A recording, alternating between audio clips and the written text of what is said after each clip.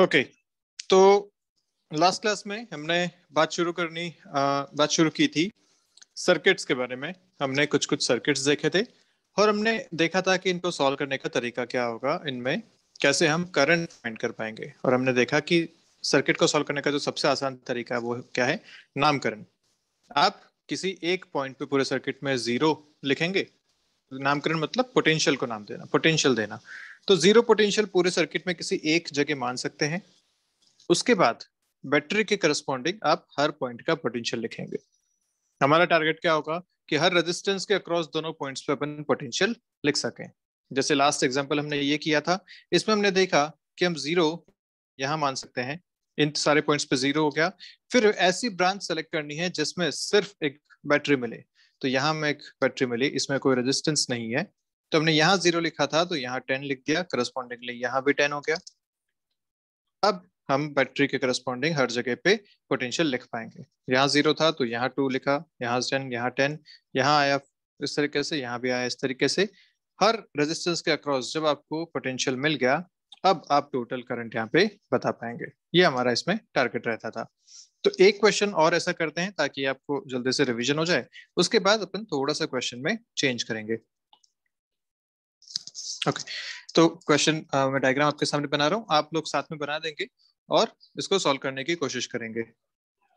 साथ साथ डायग्राम बना दीजिए।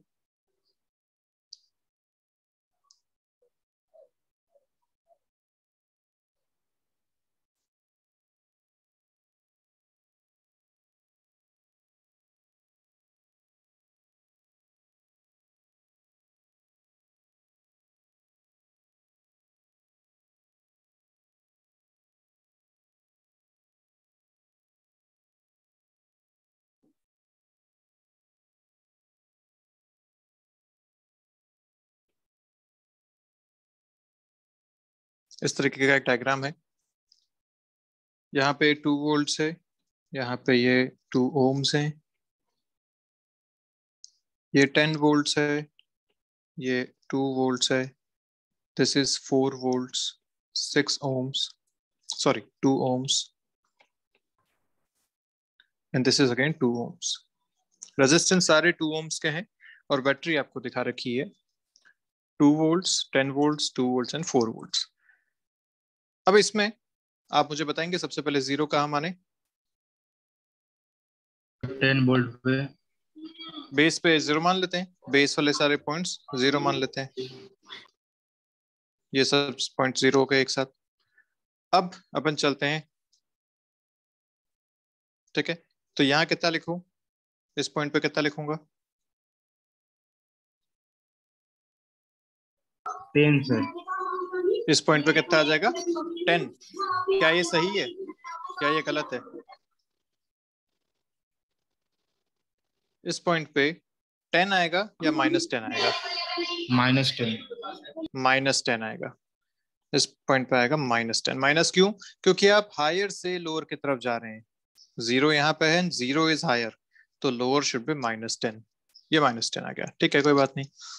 बाकी बैटरीज की अगर बात करें तो देखो, ये -10 है तो ये पॉइंट भी -10, ये पॉइंट भी कितना हो जाएगा? -10, क्योंकि जब वायर पे चलते हैं तो पोटेंशियल में कोई डिफरेंस नहीं आता, -10 ये भी हो जाएगा। अगर यहाँ पे जीरो आपने लिखा हुआ है तो यहाँ पे आप जब लोअर से हायर चल रहे हैं तो दिस शुड बी 2, बैटरी की वजह से 2 हो जाएगा इधर से इधर जब चलेंगे तो।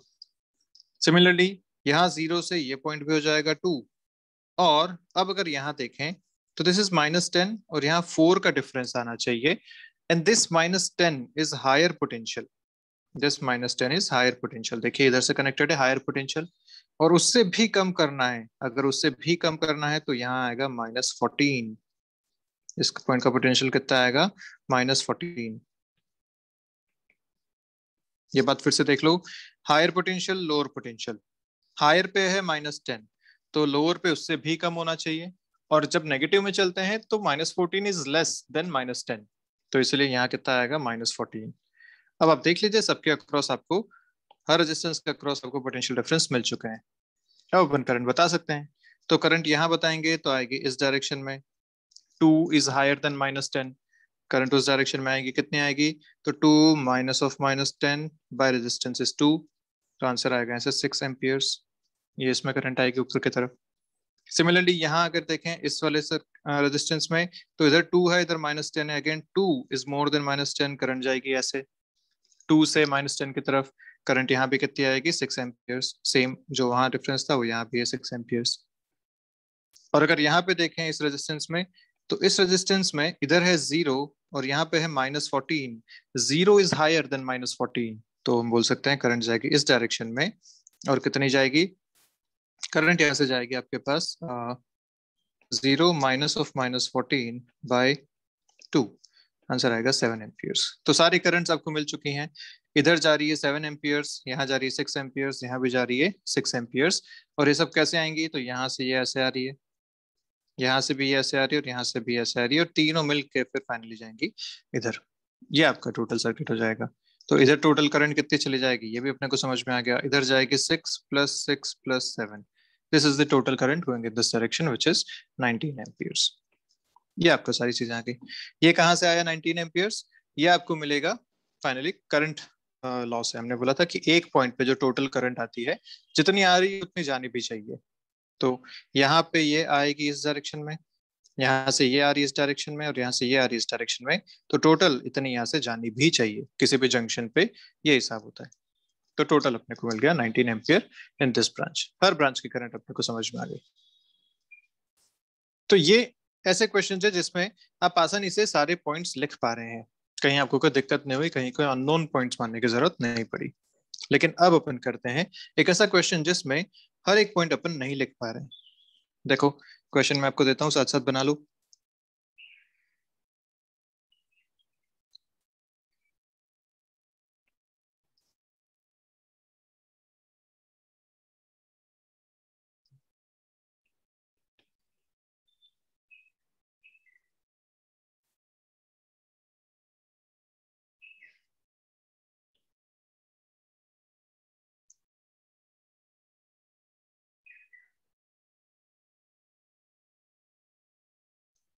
ऐसा एक सर्किट है आपके पास, यहाँ पे 2 ओम्स है, यहाँ पे 2 वोल्ट्स है, इधर आपके पास 10 वोल्ट्स है, यहाँ पे 2 ओम्स हैं, यहाँ पे भी 2 ओम है, यहाँ पे 4 वोल्ट्स हैं, और इधर भी आपके पास 2 ओम है। ऐसा एक सर्किट है। अब अगर मैं यहाँ पे पॉइंट्स लिखना शुरू करता हूँ, तो देखो पॉइंट्स कैसे मिलेंगे। आप चाहो तो बेस पे 0 लिख लो, यहाँ पे आप 0 लिखते हैं तो यहाँ भी 0 हो जाएगा और यहाँ भी 0 हो जाएगा। लेकिन अब मैं चलना शुरू करता हूँ, तो मैं इससे यहाँ पे चलूंगा तो यहाँ तो मैं 0 लिख लूंगा, कोई दिक्कत वाली बात नहीं है। एक स्ट्रेट वायर कनेक्टेड है, बीच में कोई एलिमेंट नहीं है, सेम पोटेंशियल मिल जाएगा। लेकिन अगर मैं यहाँ से यहाँ चलूं तो रेजिस्टेंस आ गया, मैं आगे नहीं बढ़ पाऊंगा। ठीक है, अगर मैं यहाँ से यहाँ चलता हूँ तो मैं यहाँ तक तो पहुंच जाऊंगा, ये हो जाएगा आपका 10, लोअर से हायर की तरफ जा रहे हैं, ऐड हो जाएगा, तो ये लोअर से हायर +10 यहाँ पे मिल जाएगा। ठीक है, ऐसे ही +4 आपको यहाँ पे मिल जाएगा। लेकिन अब इससे आगे आप नहीं बढ़ पा रहे हैं, क्योंकि इससे आगे आप लिखेंगे तो बीच में रेजिस्टेंस आ रहा है, इससे आगे चलेंगे तो बीच में रेजिस्टेंस आ रहा है, और इधर भी रेजिस्टेंस आ रहा है। अब ऊपर आप नहीं लिख पा रहे। जब ऊपर नहीं लिख पा रहे हैं तो क्या करना चाहिए, फिर से वही बात, कोई एक अननोन पोटेंशियल यहाँ पे मान लेते हैं कि इस पॉइंट का जो पोटेंशियल है, पोटेंशियल होगा x। अब अपना काम क्या हो गया कि ये x अपने को अगर मिल गया तो अपना काम हो जाएगा, क्योंकि x मिल गया तो अपने को सारे पोटेंशियल्स मिल जाएंगे। पोटेंशियल मिल गए तो करंट मिल जाएंगे, कोई खास बात नहीं है इसमें। फिर अभी x कैसे निकालें, ये अपन यहाँ पे बात करते हैं। ठीक है, तो देखो ध्यान से, अगर ये x है तो ये हो जाएगा आपका x-2, क्योंकि ये हायर है, हायर पे x है, 2 वोल्ट्स का डिफरेंस आना चाहिए, लोअर पे हो जाएगा x-2 के बराबर, तो दिस शुड बी x-2। अब ये x निकालने का तरीका ध्यान से देखना। हम जानते हैं कि किसी भी एक जंक्शन पे जितनी करंट आई उतनी ही वापस जानी चाहिए। ये कौन कहता है, KCL, किरचॉफ्स करंट लॉ। अभी इसके बाद अपन उसको लिख लेंगे एक बार। लेकिन KCL ये कहता है कि एक जंक्शन पे या एक पॉइंट पे किसी सर्किट में जितनी करंट आई है उतनी जानी भी चाहिए। मतलब net current at that point should be 0। जितनी आई अगर वो पॉजिटिव है तो जितनी गई अगर वो नेगेटिव है तो नेट करंट शुड बी 0। और ये बात अपन यहाँ से करने वाले हैं। हम क्या मानेंगे कि ये x is the higher potential. हो सकता है x लोअर हो सकता है x हायर हो, हम मान के चलेंगे कि x is the higher potential. और मैं ऐसा मान सकता हूं क्योंकि अगर लोअर है तो एक्स की वैल्यू नेगेटिव आ जाएगी, हायर है तो एक्स की वैल्यू पॉजिटिव आ जाएगी, कोई दिक्कत वाली बात नहीं है। मैंने क्या माना कि एक्स जो है वो हायर पोटेंशियल है। अब यहां से जितने भी करंट जा रहे हैं, एक करंट इधर जा रहा है, एक करंट इधर जा रहा है, एक करंट इधर जा रहा है और एक करंट इस तरफ जा रहा है, ये सब का सम मिला के कितना हो जाना चाहिए? 0 हो जाना चाहिए, क्योंकि किसी भी जंक्शन पे नेट करंट 0। नेट करंट मतलब जितनी गई वो पॉजिटिव तो जितनी आई वो नेगेटिव, ऐसा आप मान सकते हैं।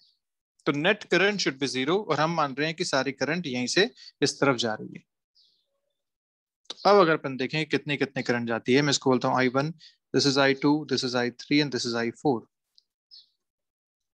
अगर I1 लिखें तो देखो I1 कितना लिखोगे, इस रेजिस्टेंस की करंट की बात हो रही है, x is the higher, 0 is the lower, so x minus 0/2, ये I1 हो गया।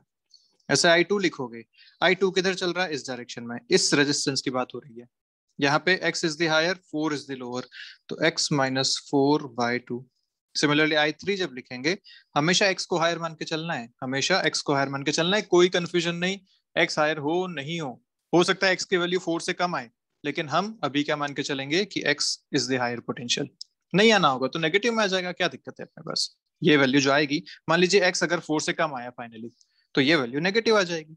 नेगेटिव आएगी इसका मतलब करंट अपोजिट डायरेक्शन में हो जाएगा, कोई दिक्कत नहीं है हमें। इसलिए इसको सॉल्व करने का तरीका, हमेशा एक्स को आप हायर मान के चलिए, वहीं से करंट सारी लिखिए। I3 जब लिखता हूं तो I3 लिखूंगा x माइनस 10/2, ये आपके पास आ जाएगा I3 इस डायरेक्शन में। I4 कैसे लिखोगे? I4 इस रेजिस्टेंस का सर करंट है, देखो ये जो करंट चल रहा है I4 ये इधर चल रहा है, तो रेजिस्टेंस में लिखा जाता है करंट, तो रेजिस्टेंस का पोटेंशियल डिफरेंस कितना? x माइनस 2 और 0 के करस्पॉन्डिंग लिखा जाएगा, इस बात का ध्यान रखना है यहाँ पे। x के साथ मत लिख देना x माइनस x/2 और by2, बैटरी में करंट नहीं लिखते हम करंट कहाँ लिखते हैं? हम करंट लिखते हैं रेजिस्टेंस में।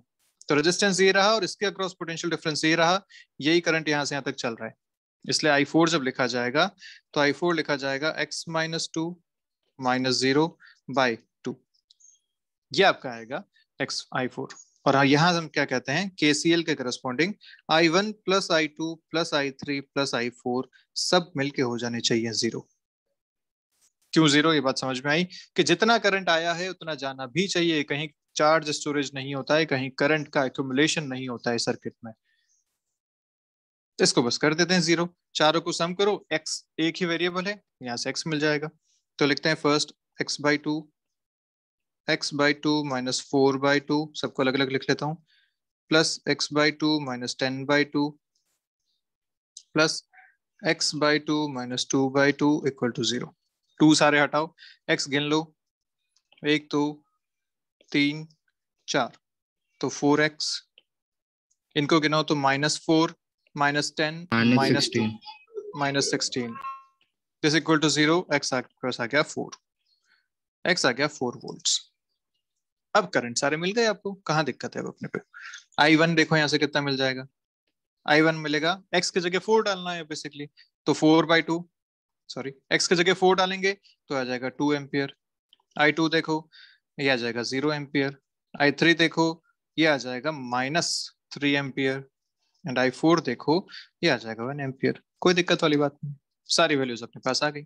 माइनस आया मतलब जिधर माना था उसका अपोजिट डायरेक्शन में आ गया। तो I3 आपने मान रखा था इस डायरेक्शन में, हमें बात समझ में आ गई कि ये तो -3 है, इसका मतलब करंट जाएगा एक्चुअली इस डायरेक्शन में। खत्म। ये कितना हो गया? ये 0 हो गया, इसमें कोई करंट नहीं जाएगा। I1 कितना है? 2 एम्पियर, इधर 2 एम्पियर जाएगा, इधर 1 एम्पियर जाएगा और 3 एम्पियर यहाँ से आ रहा है। देखो सेट भी हो रहा है सारा मामला, 3 इधर से आया, 1 इधर गया, 2 इधर गया और इधर 0 गया। क्या सब मिला के सेट है मामला? बिल्कुल ठीक है। जितना डिस्ट्रीब्यूट हुआ वो जितना आया था वो डिस्ट्रीब्यूट हो गया, खत्म बात। तो ये KCL है जो बहुत यूजफुल तरीका है किसी भी सर्किट को सॉल्व करने का। हम KVL भी पढ़ेंगे, बट KVL थोड़ा सा ना कॉम्प्लिकेटेड हो जाता है, उसमें इक्वेशंस बनती है, उन इक्वेशंस को सॉल्व करना पड़ता है, 2 इक्वेशन, फिर वेरिएबल सेपरेशन करो, उनको सॉल्व करो, वो सारी चीजें भी होती हैं। तो इससे अच्छा, सबसे अच्छा तरीका है KCL वाला, जहां पे अननोन पोटेंशियल लिखो, उस जंक्शन से सारे करंट को आप निकालो और उन सबका सम कितना कर दो? 0। This is KCL, this is a really effective method to solve any circuit. ठीक है, तो ये हम ध्यान रखेंगे, हमें क्वेश्चन करने से मतलब है, हमें मेथड से मतलब नहीं है, हमें अपना आंसर सही आना चाहिए, हमें इससे मतलब है। ठीक है, तो एक बार किरचॉफ्स लॉ जल्दी से लिख लेते हैं। क्या कहता है ये? KCL, Kirchhoff's current law. ठीक है, इसको क्या बोलते हैं? इसको जंक्शन लॉ भी कहते हैं। जंक्शन लॉ क्या कहता है? जंक्शन लॉ कि अगर किसी सर्किट में एक जंक्शन है जहां पे बहुत सारे वायर्स आके मिल रहे हैं, और उन वायर्स पे अगर करंट आप बात करें, तो मान लीजिए करंट कुछ आ रहे हैं और कुछ जा रहे हैं, तो जितने करंट आ रहे हैं, कौन कौन आ रहा है? तो I1, I2 और I3 इस पे आ रहा है, और जितना जा रहा है तो I4 और I5 यहां से जा रहा है। This is the junction law, जो क्या कहता है कि net current I1 plus I2 plus I3 minus I4 minus I5, this should be equal to 0। अब ये माइनस का मतलब क्या हो गया? कि माइनस का मतलब हो गया यहाँ से जा रहे हैं, प्लस का मतलब हो गया यहाँ पे आ रहे हैं। बेसिकली आप कुछ भी कर सकते हो, इक्वल टू 0 है ना। इक्वल टू 0 मतलब आप चाहे आने वाले को पॉजिटिव मान लो या फिर जाने वाले को पॉजिटिव मान लो, किसी एक को पॉजिटिव मानो, दूसरा नेगेटिव है, ये सारी इक्वेशन आपकी बिल्कुल सही बन जाएंगी, इसमें कोई दिक्कत नहीं होगी।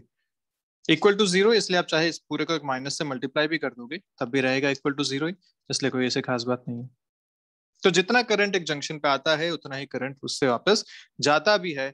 This is the conservation of charge, based on conservation of charge, based on conservation of charge. कि चार्ज एक्युमुलेशन नहीं होता सर्किट में कहीं भी। अगर तुमने पाइप कनेक्ट किए हैं तो जितना पानी आगे पीछे से आ रहा है वो सारा का सारा पानी डिस्ट्रीब्यूट हो जाएगा आगे की तरफ, किसी जंक्शन पे पानी इकट्ठा नहीं होता, सारा पानी डिस्ट्रीब्यूट हो जाता है, यही बात यहाँ पे है। तो based on conservation of charge, charge is conserve, जितना आएगा उतना आगे भी जाएगा, charge does not accumulate at any junction, ये आपका KCL कहता है। अब इसमें बेस्ड क्वेश्चन करो जल्दी से। करने का तरीका तुमने सीख लिया ना। जब भी आप किसी अननोन को मानो तो हमेशा क्या मानो कि दिस इज द हाईएस्ट, जो आपने नोन माना है वही हाईएस्ट है, इसी से सारे करंट आप निकाल लो। चिंता नहीं करनी है कि भैया सर्किट में हो सकता है करंट उल्टा आ रहा हो, आ जाएगा, जैसे यहाँ पे आ गया -3 एम्पीयर हमें मिल गया, बात समझ में आ गई कि करंट एक्चुअली ऐसा जा रहा था। ठीक है बात, पर जब भी अननोन मानना है हमेशा इसे हाईएस्ट मानो, इससे आप सारे करंट बाहर निकालो, नेट करंट शुड बी 0, ये आपको हमेशा ध्यान रखना है। तो चलिए क्वेश्चन करते हैं इस पे एक। फिर से इस बार दिल प्रॉब्लम है, तो मैं एक बार दिल बना लेता हूँ, उसके बाद अपन सर्किट बनाएंगे। कुछ कुछ ऐसा बनता है। अब अपने पास सर्किट है, यहाँ पे एक रेजिस्टेंस है, यहाँ पे एक बैटरी बनाएंगे, यहाँ पर भी एक बैटरी बनाएंगे, एक रेजिस्टेंस यहाँ बनाएंगे, एक बैटरी यहाँ बनाएंगे और एक रेजिस्टेंस यहाँ बनाएंगे। This resistance is 4 ohms, this battery is 2 volts, this is 2 ohms, this is 10 volts, this is 2 ohms, and this is 4 volts। ये आपके पास एक प्रॉब्लम है, इसमें आपसे पूछा गया कि आप बताइए करंट कितना कितना आएगा। तो करने का तरीका नामकरण करना है। अगर नामकरण सीधा सीधा हो जाता है तब तो कोई दिक्कत नहीं है, अगर नहीं हो पाता है तो हमें एक इमेजनरी यहाँ पे अज्यूम करना पड़ेगा। तो चलिए 0 शुरू करते हैं, दिस इज 0। अगर मैं इस तरफ आगे बढ़ता हूं तो यहाँ पे मैं आराम से लिख सकता हूँ this point should be 2, lower side की तरफ चलाऊं 2 यहाँ मिल जाएगा आपको। ठीक है, ऐसे ही यहाँ से आप इस तरफ चलेंगे, बिल्कुल आप यहाँ पे लिख सकते हैं 10, लोअर से हायर अगेन आ जाएगा 10। ठीक बात है, इससे इस तरफ नहीं जा पाएंगे क्योंकि यहाँ पे रेजिस्टेंस है। अच्छा, इस 10 से आगे भी नहीं जा पाएंगे रेजिस्टेंस, इस 2 से आगे भी नहीं जा पाएंगे रेजिस्टेंस है, तो बेसिकली आपको यहाँ पे एक मानना पड़ेगा कि दिस जंक्शन इज एक्स। अगर ये जंक्शन एक्स है तो इस तरफ हो जाएगा x-4। क्यों? क्योंकि बैटरी हायर से लोअर की तरफ अपन चल रहे हैं, यहाँ से आएंगे हायर से लोअर चलेंगे, 4 का डिफरेंस यहाँ पे आना चाहिए माइनस में, तो x-4 यहाँ आ गया। अब देखिए क्या हर एक रेजिस्टेंस के अक्रॉस आपको पॉइंट्स मिल गए? यस, इसके अक्रॉस दोनों पॉइंट्स मिल गए, इसके अक्रॉस दोनों पॉइंट्स मिल गए, और इसके अक्रॉस भी आपको दोनों पॉइंट्स मिल चुके हैं। अब अपन लिख सकते हैं यहाँ पे करंट लॉ या जंक्शन लॉ। क्या कहता है करंट लॉ? करंट लॉ कहता है कि जितना करंट आया है उतना जाना चाहिए, या फिर किसी एक जंक्शन पे net current should be zero. तो अपन तो सारा निकलता हुआ मान लेते हैं, यहाँ से इधर जाएगा, इधर जाएगा, इधर जाएगा। तीन ही पॉइंट्स हैं यहाँ पे, I1 I2, sorry I1 I2 I3, ये आपने मान लिया। I1 लिख लो। I1 आप लिखोगे कितना? I1 शुड बी, इधर जा रहा है, डिफरेंस कितना है x और 2 का, तो x माइनस 2/4, ये आ गया I1। I2 कितना लिखोगे? I2 जा रहा है इस डायरेक्शन में, ये हो जाएगा x माइनस 10/2। और ऐसे I3 आप लिखेंगे इस डायरेक्शन में, कितना लिखोगे I3? I3 बोलो जरा, कितना लिखोगे? 0 - x - 4। 0 - x - 4 क्यों? सर वो रेजिस्टेंस के क्रॉस वो तो करंट x मिलेगा ना। -4 -0 लिखना पड़ेगा ना भैया। करंट किधर चल रहा है? यस करंट ऐसे चल रहा है। करंट जब ऐसे चल रहा है तो higher potential minus lower potential करना पड़ेगा। जिधर करंट चलता है वो हायर पोटेंशियल, ये लोअर पोटेंशियल। तो अपने को लिखना पड़ेगा x -4 -0/2। ये आ गया I1 + I2 + I3 करो इक्वल टू 0। ये कहां से आया? ये आया KCL से। अब आपका आंसर यहां से मिल जाएगा आपको साफ साफ। x मिला, x के बाद सारे आंसर मिल जाएंगे। फाइंड करो जल्दी से x कितना आ रहा है, सॉल्व करो जल्दी से।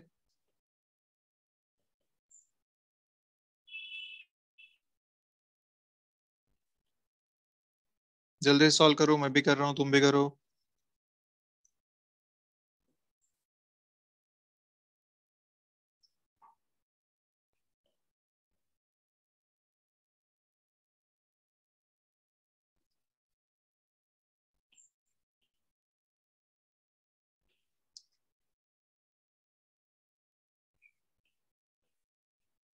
ये मिल गया क्या? Yes sir. Yes. x 6 volt मिल गया। अब अपन अपने सारे करंट्स लिख सकते हैं। x अगर 6 है तो यहाँ से आ जाएगा 1 एम्पियर। x अगर 6 डाला तो यहाँ से आ जाएगा -2 एम्पियर। और x अगर 6 डाला तो यहाँ से आ जाएगा अगेन 1 एम्पियर। तो देखो I1 1 एम्पियर मिल रहा है, इस तरफ जा रहा है। I2 -2 एम्पियर है, मतलब अपोजिट डायरेक्शन में चलेगा, ऐसे करंट यहाँ पे फ्लो होगा। ठीक बात है। 2 इस तरफ आया, 1 इधर गया, 1 इधर गया, बिल्कुल ठीक है, सब कुछ सेट है मामला, कोई दिक्कत वाली बात नहीं है। ये आपके आंसर्स आ गए। और यही क्वेश्चन अपन जब केवीएल से करते हैं तो केवीएल में इनमें आपको लूप्स बनाने पड़ते हैं। अब लूप कैसे बनता है उस बारे में बात कर लेते हैं एक बार जल्दी से। देखो, मैं कभी भी केवीएल में प्रेफर नहीं करता यूज करना। कहीं कहीं हो सकता है किसी क्वेश्चन में केवीएल लगाना पड़े अगर अननोन ज्यादा आ गए तो, बट ये तरीका जो है वो सबसे अच्छा तरीका क्वेश्चन सॉल्व करने के लिए अपन ले सकते हैं। चलिए, तो बात कर लेते हैं जल्दी से केवीएल के बारे में कि केवीएल क्या कहता है।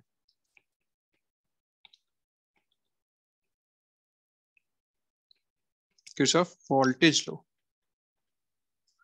वोल्टेज लॉ क्या कहता है? इसे लूप लॉ भी कहते हैं। वो जंक्शन लॉ था क्योंकि एक जंक्शन पे लगता था, ये एक लूप में लगता है इसलिए इसको लूप लॉ भी कहते हैं। क्या कहता है ये? कि अगर एक लूप है आपके पास, यहाँ पे मान लीजिए ऐसा एक बैटरी बनी हुई है, एक रेजिस्टेंस में यहाँ पे लगा दिया आपने, इस तरफ फिर से एक बैटरी लगा दी, यहाँ पे एक और रेजिस्टेंस लगा दिया, ऐसे कुछ कुछ है। R1 ले लो, यहाँ पे E2 ले लो, R2 ले लो, E1 ले लो, ऐसा है। अब अपने को इसमें क्या करना होता है कि किसी भी लूप में आप अगर एक पॉइंट से चल के पूरा लूप कंप्लीट करते हुए फिर से उस पॉइंट तक पहुंचेंगे तो नेट पोटेंशियल डिफरेंस आपको कितना मिलना चाहिए? 0 मिलना चाहिए। क्योंकि आपने यहां से शुरू किया, मान लीजिए यहाँ पोटेंशियल था VA, अगर ये पोटेंशियल था, आप फिर से आएंगे तो फिर से यहाँ पे पहुंच जाएंगे, तो डिफरेंस कितना मिला? फिर से आप इसी पे पहुंच गए तो डिफरेंस शुड बी 0। तो यही अपने को करना होता है कि completing one loop the potential difference should be equal to 0। तो ये कैसे करेंगे? करना तो अपने को पता है। जैसे अपन यहाँ से लिखना शुरू करते हैं, मैं ये वाला लूप कंसिडर करता हूँ, लेट्स से मैं इस डायरेक्शन में चलता हूँ, आप चाहे क्लॉकवाइज चलो एंटी क्लॉकवाइज चलो, it's all up to you, एक ही आंसर मिलने वाला है। लेट्स से मैं क्लॉकवाइज चल रहा हूँ, यहाँ से इस पॉइंट से चलना शुरू करता हूँ, ठीक है। इस पॉइंट से चलूंगा, करंट की डायरेक्शन मान लो, हमें नहीं पता करंट किधर है, इसमें करंट की डायरेक्शन मान लो, जिधर आप चलते उसी डायरेक्शन में मान लो, ताकि हम जानते हैं कि उससे क्या मिलेगा, करंट की डायरेक्शन में चलते हैं तो रेजिस्टेंस में पोटेंशियल कम होता है, इसलिए हम सीधा सीधा उसको लिख सकते हैं। तो करंट में ऐसा मान लेता हूँ इसमें। मुझे नहीं पता करंट इधर है या नहीं, अगर इधर ही होगा तो आंसर पॉजिटिव आ जाएगा, नहीं होगा तो आंसर नेगेटिव आ जाएगा, कोई दिक्कत वाली बात नहीं है। तो मैंने मान लिया क्लॉकवाइज इसमें करंट फ्लो हो रहा है और मैं क्लॉकवाइज ही इसमें लूप कंप्लीट करने वाला हूँ। मैं चलना शुरू कर रहा हूँ इस पॉइंट से। सबसे पहले मिला आपको एक बैटरी, बैटरी में आप जा रहे हैं हायर से लोअर की तरफ, हायर से लोअर की तरफ मतलब लिखेंगे -E1, हायर से लोअर माइनस लिखा जाएगा। फिर आगे चले, रेजिस्टेंस है, करंट की डायरेक्शन में ही आप चल रहे हैं, जब करंट की डायरेक्शन में ही चलते हैं तो नेगेटिव लिखा जाता है अगेन, तो लिखा जाएगा -IR1। आगे चले, इस डायरेक्शन में इस बार आप चल रहे हैं लोअर से हायर की तरफ, तो लिखा जाएगा +E2। आगे चले तो फिर से एक रेजिस्टेंस मिला, करंट की डायरेक्शन में ही आप चल रहे हैं, तो लिखा जाएगा -IR2, this is equal to 0। यहां से आपको मिल जाएगा I, करके कैलकुलेट कर लेते हैं। I मिलेगा E2 - E1 by R1 plus R2, this will give you I। ये आपका आंसर आ गया। यहाँ से याद नहीं करना है, ये लगाना हमें समझ में आना चाहिए, ये इक्वेशन हमें समझ में आनी चाहिए कि ये कैसे की, इक्वेशन कैसे की। आप एक लूप में किसी भी एक पॉइंट से चलना शुरू करेंगे, घूम के फिर से उस पॉइंट पे आएंगे, तो नेट पोटेंशियल कितना होना चाहिए, पोटेंशियल डिफरेंस शुड बी 0। और पोटेंशियल कैसे लिखते हैं ये हम सीख चुके हैं अभी काफी टाइम से। जब बैटरी है तो जब हायर से लोअर चलते हैं तो नेगेटिव लिखा जाता है, लोअर से हायर चलते हैं तो पॉजिटिव लिखा जाता है। रेजिस्टेंस में करंट फ्लो की डायरेक्शन में चल रहे हो तो नेगेटिव लिखेंगे, अगर अपोजिट चलते हैं तो पॉजिटिव लिखते। ये सारी बातें हम जानते हैं। This is the Kirchhoff's voltage law. ये किस पे बेस्ड है, this is based on conservation of energy, conservation of energy. क्यों एनर्जी, क्योंकि किसी एक लूप में जब आप कंप्लीट कर रहे हैं तो नेट पोटेंशियल डिफरेंस 0 आ रहा है, इसका मतलब करंट फ्लो की वजह से वहां पे एनर्जी कंजर्व्ड है, कोई एनर्जी का लॉस वहां पे नहीं हम बोल रहे हैं, कंजर्वेशन ऑफ एनर्जी पे बेस्ड है। और क्या कहता है कि किसी लूप में जब आप चलेंगे, कंप्लीटिंग अ लूप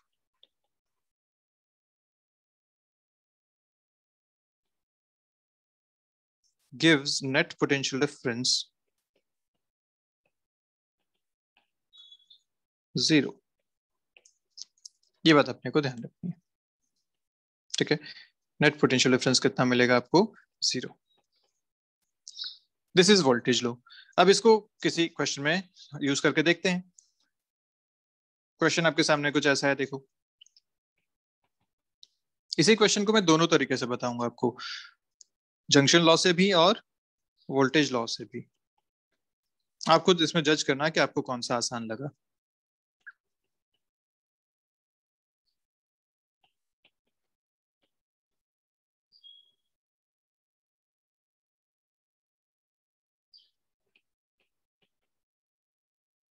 इस टाइप का एक सर्किट है, 2 ओम यहाँ पे है, 2 वोल्ट्स यहाँ पे है, 2 ओम यहाँ पे है। ये आपको दे रखा है 4 वोल्ट्स, ये आपको दे रखा है 2 ohms, 2 volts, this is 10 volts, this is 2 ohms. सारे हो गए, ठीक है। अब इस क्वेश्चन में अगर बात करें तो फिर से अपने पास करने का तरीका क्या है। पहला अगर मैं बात करता हूँ आपसे KCL वाला तरीका, KCL, तो क्या करना है, जंक्शन के हिसाब से 0 मानो, यहाँ 0, यहाँ 0, यहाँ भी 0। पॉइंट्स लिखते हैं तो यहाँ हो जाएगा 2, कोई दिक्कत वाली बात नहीं है, ठीक है। इधर एक बार आपने 2 लिख लिया, अब अपन क्या कर सकते हैं, यहाँ पे फिर से पॉइंट्स लिखते हैं। यहां से आप आगे चल नहीं सकते, रेजिस्टेंस आ गया, यहां से आगे चल नहीं सकते, यहां से आगे भी आप नहीं जा सकते, तो ठीक है, एक जगह मान लेते हैं unknown point, this is x, ये अननोन हो गया। अगर ये आपको मिल गया तो अपन यहां से यहां लिख सकते हैं, आप this point should be x+4, ये पॉइंट आपके पास आ गया x+4 के बराबर। अब अपने को देखना है यहाँ पे कि कितना कितना इसमें करंट फ्लो हो रहा है। अब कैसे देखेंगे,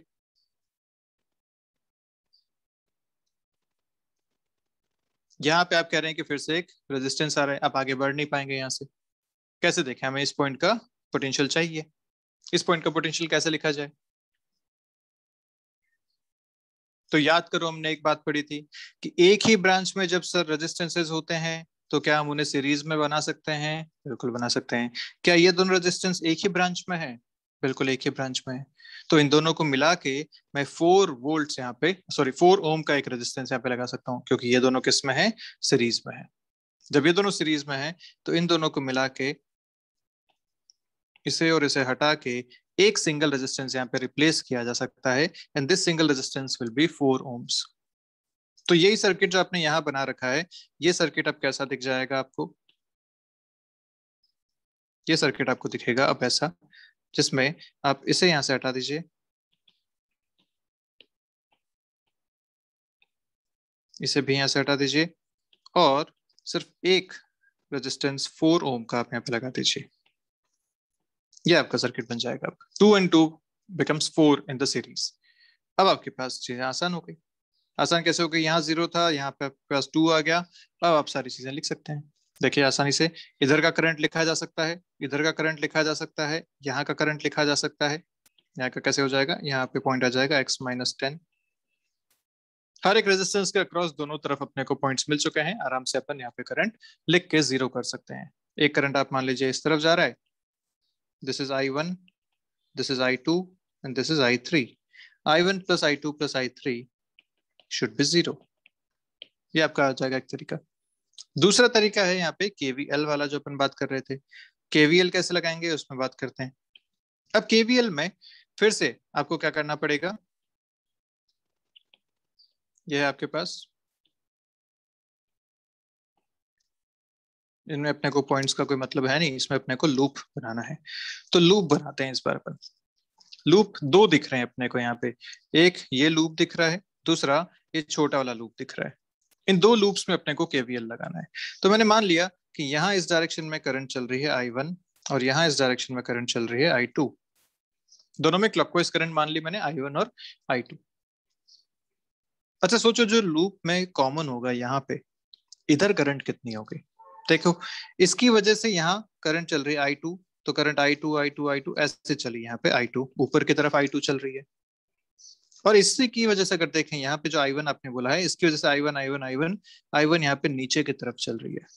तो ध्यान रखने की बात होती है, जो एक कॉमन पोर्शन आता है ना इसमें, क्योंकि इसमें एक की वजह से I2 ऊपर जा रहा है और एक की वजह से I1 नीचे आ रहा है। नेट करंट यहाँ पे आप जो लिखेंगे, या तो आप ऊपर लिख लीजिए I2 माइनस I1, या नीचे लिख लीजिए I1 माइनस I2। तो आप चाहें जैसे लिख सकते हैं, आप बोल दीजिए, यहाँ पे बोल सकते हैं this current should be I1 minus I2 in this branch.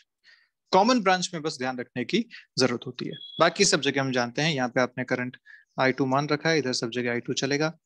यहाँ पे आपने सब जगह I1 मान रखा है, यहाँ सब जगह आप I1 लिख सकते हैं। कॉमन ब्रांच का अपन ध्यान रखेंगे बस। अब लिखते हैं लूप लो। फर्स्ट लूप के लिए कर लिखूं, लूप 1। कहीं से भी शुरू कर लो, लेट्स से अपन यहाँ से शुरू करते हैं। चलिए इस पॉइंट से शुरू करते हैं। इस पॉइंट से अगर शुरू करता हूं तो फर्स्ट करंट के डायरेक्शन में चल रहा हूं, तो लिखूंगा -2I1। आगे चला तो बैटरी मिली, हायर से लोअर की तरफ चला -4। इधर चला तो फिर से एक बैटरी मिली, हायर से लोअर -10।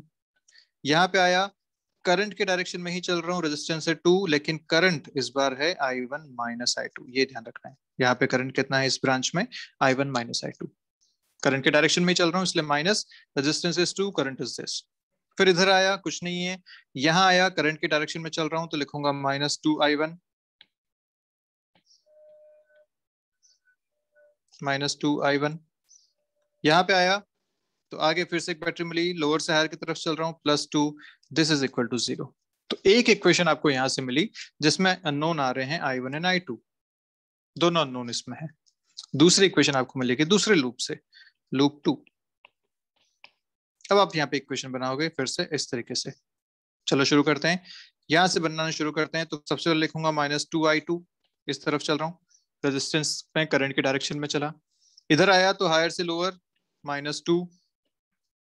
यहाँ आया तो कुछ भी नहीं है। यहाँ आया तो अब ध्यान क्या देना है, करंट I1 माइनस I2 है और वो नीचे की तरफ है। और आप लूप में कैसे चल रहे हैं? आप चल रहे हैं ऊपर की तरफ, आप चल रहे हैं करंट के अपोजिट डायरेक्शन में। करंट के अपोजिट आएगा प्लस, तो करंट के अपोजिट लिखेंगे +2 इंटू I1 माइनस I2। आगे आएगा बैटरी +10 इज इक्वल टू 0। अब ये दो आपके पास यहाँ पे इक्वेशंस बनी है, इन दो इक्वेशन को सॉल्व करो और I1 एंड I2 फाइंड करो। ये है KVL का मेथड। इसी क्वेश्चन को हमने अभी KCL से किया, जहां पे सिर्फ एक अननोन आपके पास बनेगा और वो एक अननोन होगा x। एक इक्वेशन सॉल्व करनी है, x निकलेगा, x निकल गया तो सारी आपको यहाँ पे जो करंट्स हैं वो सब के सब मिल जाएंगे। तो दोनों तरीके होते हैं हर सर्किट को सॉल्व करने के, केसीएल भी केवीएल भी। मैं आपको बार बार कह रहा हूं कि KCL is the most important और most effective method to solve the circuit. KVL कहीं कहीं जरूरत पड़ सकती है, जब आपको पोटेंशियल डिफरेंस पूछ लिया जाए दो पॉइंट्स के बीच का, तब हमें केवीएल लगाना पड़ेगा, लेकिन जनरली केसीएल से अपना काम आसानी से हो जाता है। ठीक है, तक सारी बातें अच्छे से? Yes sir. Yes sir. Yes sir. Yes sir. Okay, इसमें आपको Yes, कोई भी sir. डाउट हो तो आप बात कर सकते हैं, कोई भी किसी भी तरीके का कोई डाउट इसमें अभी तक आपको केसीएल केवीएल में? एनीबॉडी, कोई भी? चलिए, तो मैं इससे रिलेटेड आपको दो तीन सर्किट्स भेजूंगा इसके साथ। मैं आपको शायद पिछली बार भी भेजने वाला था लेकिन भेज नहीं पाया, तो इस बार मैं आपको कुछ सर्किट्स भेजूंगा, अनसॉल्व सर्किट्स होंगे, आप उनको सॉल्व करेंगे, केसीएल से सॉल्व करेंगे। एक आध को आप केवीएल से पे कर देना, मैं लिख लूंगा किससे करना है, और उसके आंसर्स आप मुझे फिर अगले क्लास में बताएंगे। ठीक है, उसको अपन डिस्कस करेंगे। ठीक है, होमवर्क मैं आपको दूंगा। अब इसके बाद अपन जो नेक्स्ट अपना कॉन्सेप्ट आता है, next concept is combination of resistances. आज तो अपन इसको नहीं कर पाएंगे, पर छोटी सी बात कर लेते हैं जो आपने अभी तक पढ़ी हुई है, कॉम्बिनेशंस ऑफ रेजिस्टेंसेस, रेजिस्टर्स। कौन कौन से कॉम्बिनेशन होते हैं, बोलिए जल्दी से, जल्दी। Series and parallel. ओके, दोनों की क्या पहचान है, कैसे हम बोलेंगे सीरीज में और कैसे बोलेंगे पैरेलल में? सीरीज किसको बोलते हैं? जिसके अंदर करंट सेम फ्लो सेम रहता है। करंट फ्लो सेम रहे, ऐसे दो रेजिस्टेंस जिनमें सेम करंट फ्लो हो, यानी एक ही ब्रांच में होने चाहिए और बीच में कोई और डाइवर्जन नहीं होना चाहिए, तो ऐसे रेजिस्टेंस बोले जाते हैं सीरीज में। R1 R2, और हम जानते भी हैं इनका इक्विवेलेंट कितना आता है, R1 plus R2। Similarly parallel कब बोलते हैं, जब उनके अक्रॉस पोटेंशियल डिफरेंस सेम हो जाए। तो ये अगर R1 R2 है, इनके अक्रॉस अगर पोटेंशियल डिफरेंस सेम है, यहाँ V है और यहाँ 0 है, तो इस केस में R इक्विवेलेंट आपको बनेगा 1/R equivalent equal to 1/R1 plus 1/R2। और इसको हमने ऐसा भी लिखा था, R इक्विवेलेंट इक्वल टू, अगर दो ही हैं तो R1 R2/R1 प्लस R2। ये कुछ कुछ बेसिक बातें हैं जो फॉर्मूला हमें पता है, बचपन से आप पढ़ते आ रहे हैं, तो बचपन का फॉर्मूला भूल नहीं जाना रे, इसे याद रखने हैं फॉर्मूलाज। कैपेसिटर वाले याद है, कैपेसिटर में क्या डिफरेंस आया था फॉर्मूलाज में, क्या चेंजेस आए थे? पैरेलल वाला वो सीरीज का हो गया था। यस, बिल्कुल उल्टे थे उसमें, सीरीज वाला फॉर्मूला ये बनता था और पैरेलल वाला फॉर्मूला ये बनता था कैपेसिटर्स में। ठीक है, तो चलिए आज अपन इतना करते हैं, कल इस पे अपन क्वेश्चंस करेंगे कि सीरीज पैरेलल में जब कनेक्शंस होते हैं तो कैसे हम पोटेंशियल डिफरेंस आइडेंटिफाई करें, कैसे हम करंट आइडेंटिफाई करें अलग अलग सर्किट्स में, और फिर उससे रिलेटेड और भी हम सर्किट्स आगे बात करेंगे। इस पूरे चैप्टर में बेसिकली सर्किट्स आपको पढ़ने हैं, डिफरेंट डिफरेंट टाइप के सर्किट्स, जितने प्रैक्टिस करोगे उतना अच्छा है।